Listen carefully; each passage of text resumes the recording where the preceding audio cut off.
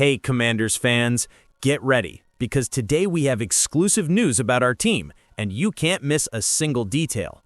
So go ahead and subscribe to the channel, activate the bell to receive everything firsthand, and of course, leave a like to strengthen our fan base and show that we only have true fans here.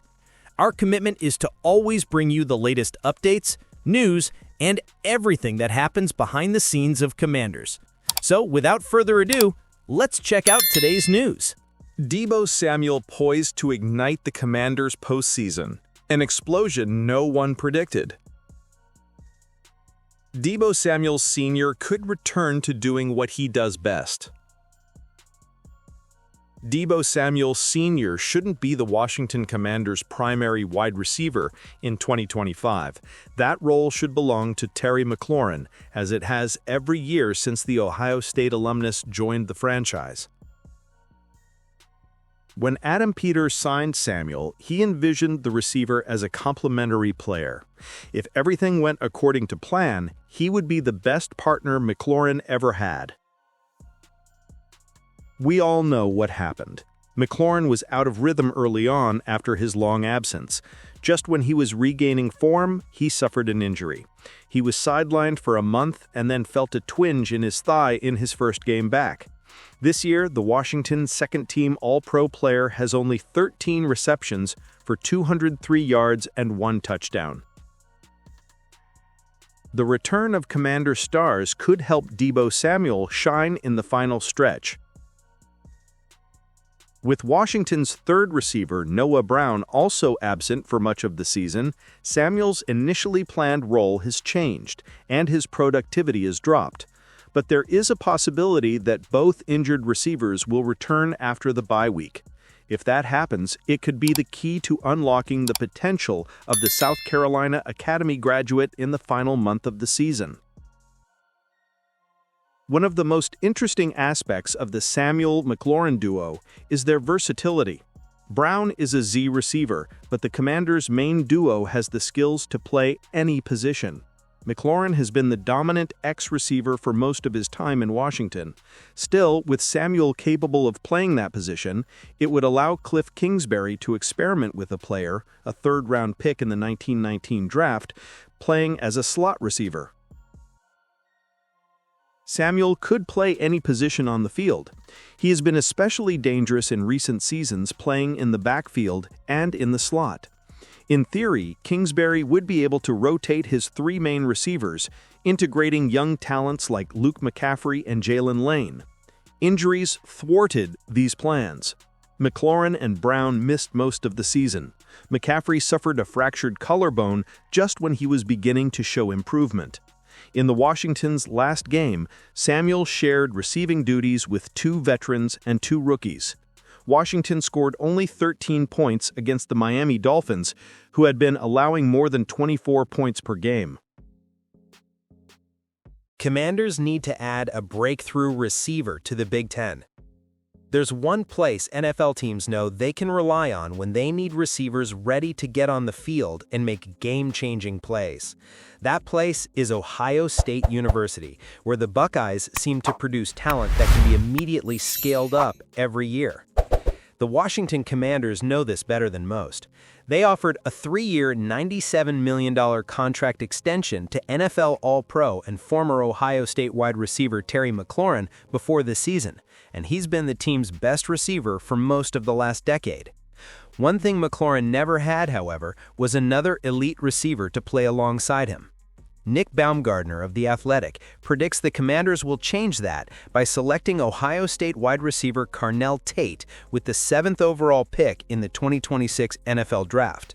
The Commanders have a 3-8 record and have lost 6 consecutive games. With a tough schedule ahead, there's a good chance this pick will go even higher. I had Jordan Tyson as my number 1 receiver for most of the season, and while I'm still a big fan, it's important to note that he doesn't have a guaranteed spot at that position. Baumgardner wrote on November 25th, "Tyson has missed a lot of time in his career due to injuries, including this season. It's a similar situation to Puka Nacua when he left BYU.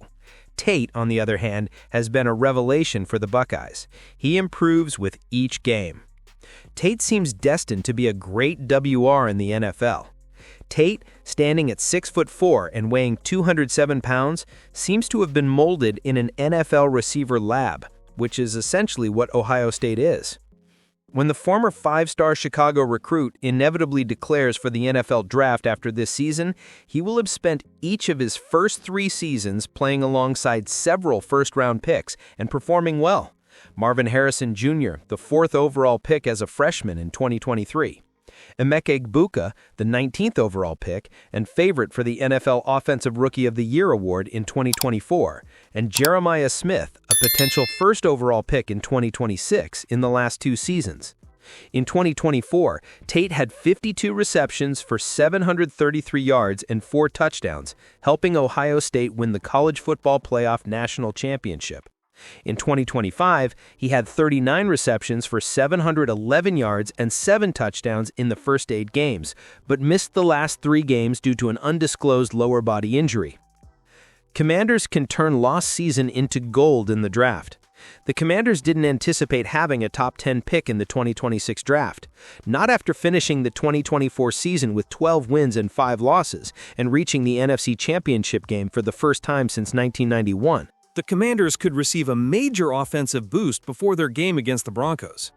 The biggest challenge faced by the Washington Commanders this season has been injuries. Week after week, the team's injury list grew, forcing constant lineup changes and making it difficult for the team to find its rhythm on both sides of the field. But as the Commanders return from their bye week and prepare for Week 13 against the Denver Broncos, a change is happening. There's a certain momentum and some relief finally on the way. A key offensive piece is back. While quarterback Jaden Daniels is unlikely to play Sunday night against the Broncos, several players are progressing in the right direction. Wide receiver Noah Brown, now in his 9th season, is recovering after missing most of the year. Brown has had limited playing time and has been on the injured reserve list since suffering a groin injury during a Thursday night Week 2 game against the Green Bay Packers. When healthy, Brown proves to be a key piece of the offense. He has been involved in decisive plays during his time with the Commanders, including the memorable Hail Mary touchdown against the Chicago Bears last season, which secured Washington's victory in the final seconds. Brown will now have 3 weeks to practice with the team before he needs to be activated or sidelined for the remainder of the season. His return would add another weapon to an offense that has struggled to find consistency. Before the injury, Brown had 3 receptions for 36 yards. Last season, he participated in 13 games and finished with 35 receptions for 453 yards and a touchdown. Help returns to the defense. Safety Will Harris is also on track to return. Harris fractured his fibula in Week 3 and officially returned to practice after serving the 21-day activation period. The Commanders also designated defensive end Drake Jackson to return to practice and opened the 21-day period for him to be included on the main roster. Looking for a boost to the end of the season. With the Commanders turning their attention to Denver, the potential return of key players could represent a much-needed boost.